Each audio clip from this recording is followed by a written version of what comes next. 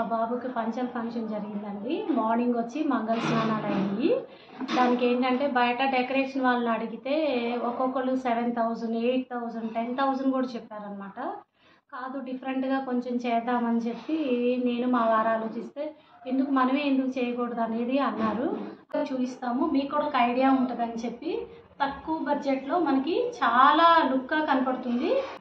Cloth, money plant, flowers 2 types, garlands and lights.